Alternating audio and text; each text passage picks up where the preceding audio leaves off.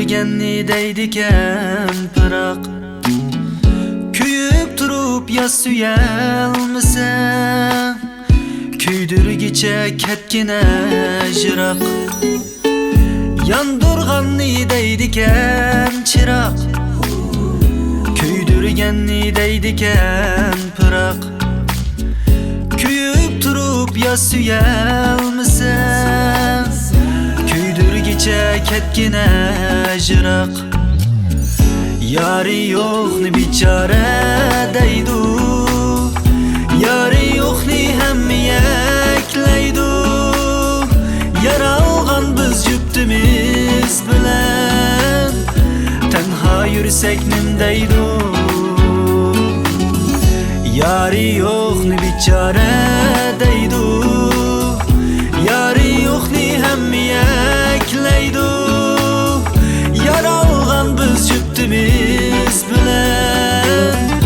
tanha yursak nimdaydu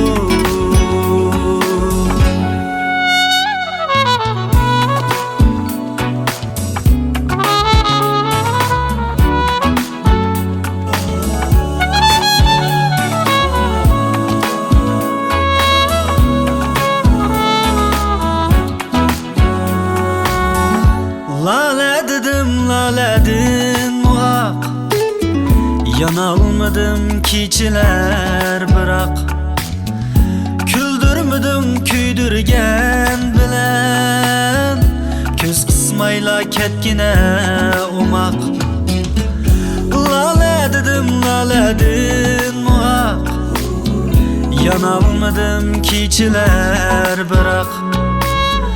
küldürmedim küydürgen bilen köz kısmayla ketgine umak yari yo'qni bichora deydu yari yo'qni ham yaklaydu yaralgan biz juftimiz bilan tanha yursak nimdaydu yari yo'qni bichora deydu yari yo'qni ham yaklaydu yaralgan biz juftimiz bilan tanha o'tsak nimdaydu yari yo'qni bichora deydu yari yo'qni ham yaklaydu yaralgan biz juftimiz bilan tanha yursak nimdaydu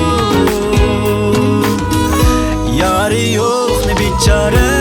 deydu yari yo'qni ham yaklaydu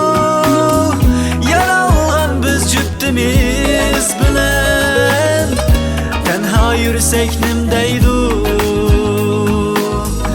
tanha yursak nimdaydu